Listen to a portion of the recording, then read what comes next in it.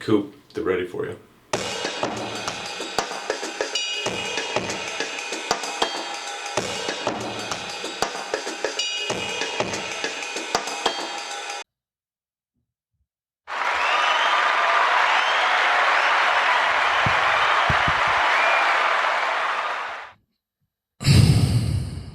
Thank you.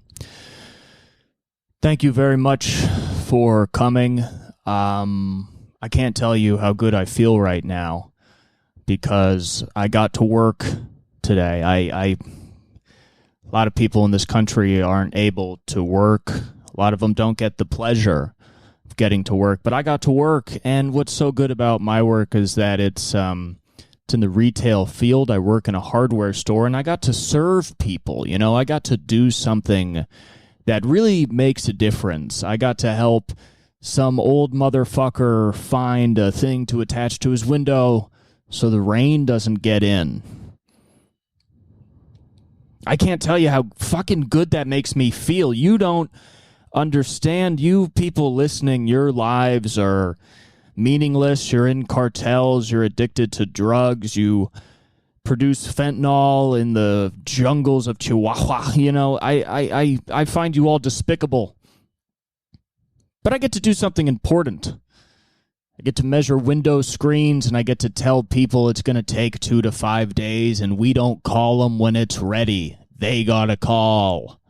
I don't know why we don't offer that service. They always say the same thing. They say there's only one guy working in the window shop. He doesn't have time to call you. I don't know. Calling people sounds like a good break from having to cut fiber mesh, but he can't do it. You need to call, and I want you to know when you call, you're going to get me, Cooper. You're going to say, is my window ready? And I'll say, let me check. And then I'm going to put you on hold. And you're going to go, damn, that I'm on hold? Hold feels like it's for big companies. I feel like small companies, you don't need hold, but now you're on hold. And I ask my boss, I go, how do we check the windows? And then they show me the little spreadsheet we have for the 90th time. And I look up their name, and I don't find their name. I go back to the window shop. I don't see it. And I go, no, it's not ready. When really, I don't even know if we still have that window screen. It might have been stolen by a vagrant. And I get back on. I go, it's not ready. And they go, well, when is it going to be ready? And I go, I didn't get that information. I don't know. But I don't say that. I say 2 days, and they say, well, it's been a week. It seems like enough time. And I go, yeah, it does. It sure does. And then they just sort of go, all right. And then the conversation doesn't, it ends, but it doesn't feel like it ended. No, nothing's resolved. People call, they go, what's that orange thing that takes paint off? I go, it's called, I don't know what it's called, actually. And they go, can you tell me what the name of it is? And I walk to the aisle, I get the name, I go, it's called Citrus Strip. And they go, okay. How much is that? And I go, I didn't get that information. Let me go back. I'll go back to the aisle. I go, it's $11.99. And they go, and how much does that come in? And then this time I'm not going back to the aisle. I go, I think a quart. And they go, okay. What other stripping options do you have? And we do this, me and a guy that's like a 2-minute walk away from the store. I don't know how we've done this to old people. They don't just walk into stores anymore and just see what happens. I think that's one of the greatest things in life, is walking into a store and going, maybe they'll have it, maybe they won't. Either way, I got outside. Now, even old people are doing everything they can to not leave the house. They call, they go, do you have Jasco in a 1 quart? And I go, no, we have it in spray bottle. And they go, fuck. And I go, see, now all you've gotten is being upset. If you came in, you'd have gotten to walk down Santa Monica and see a homeless woman run into the street and say Bill Clinton had her baby. Somehow Bill Clinton was the one that got pregnant. She had sex with him.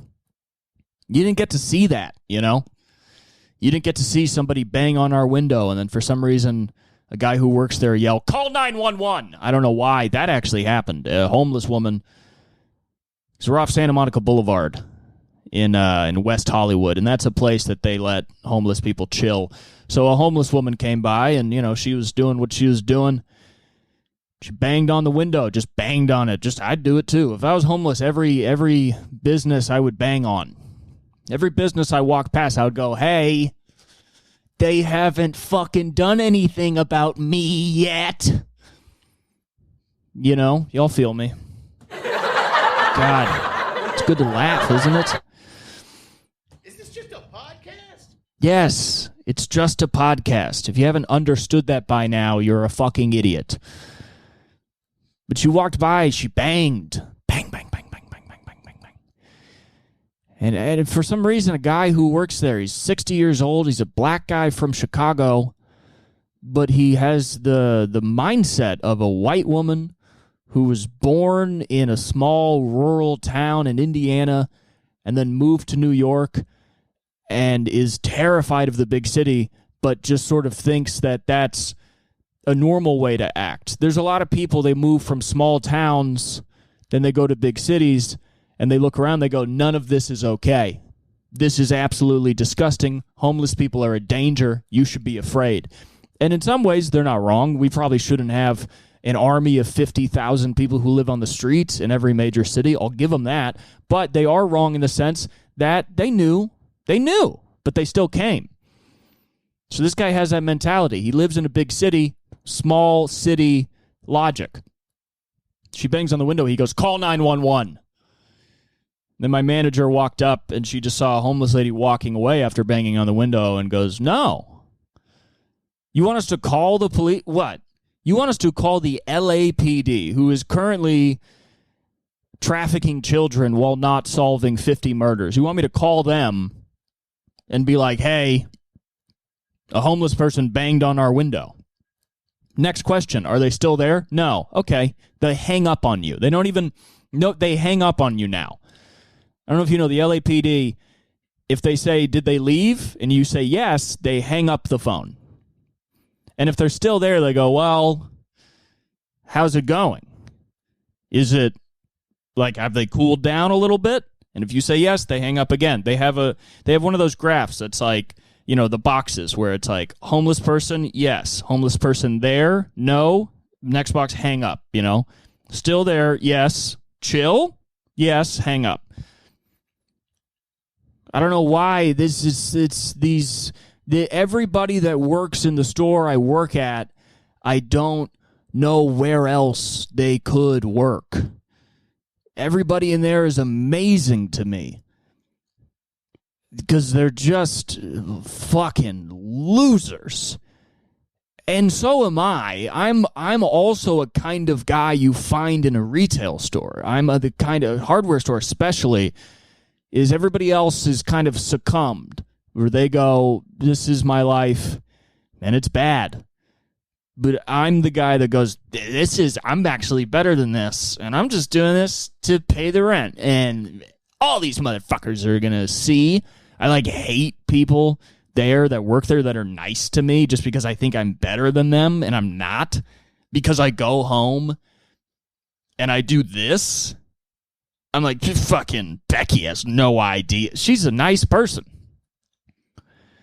But she's, born retail, just so good at what she does. You need somebody in a retail store who says things that are overwhelmingly obvious, just overwhelmingly obvious, and for some reason wants to answer questions that you're already answering for a customer. They want to be involved with all the transactions, and they want to tell you things that anybody, customers, dogs, are already aware of. One time I was checking out a guy who was buying 5 rain ponchos. She looked over and said, he's buying 5 of those. As if I was going to be like, Becky, I'm so glad you said that, because to my eyes, these 5 separate packages were 1. Or they were 1,000. I was going to charge him $8,000. But thank you for saying it's only 5. And then she tells you what she's doing over the weekend. You didn't ask. You get to a point where you work retail long enough where you don't wait for people to ask you what you're doing on the weekend. You just tell people. She came in, she said, the California Watermelon Festival is tomorrow from 11 to 5. The 11 to 5 is amazing because that's like, I just wanted to talk a little bit more. You don't give even a fuck about the entire festival. I'm going to tell you exactly when it's happening. It's 11 to 5. It's 6 hours, good daylight. She tells me, California Watermelon Festival. And I go, okay, you going? She goes, yeah, I'm going.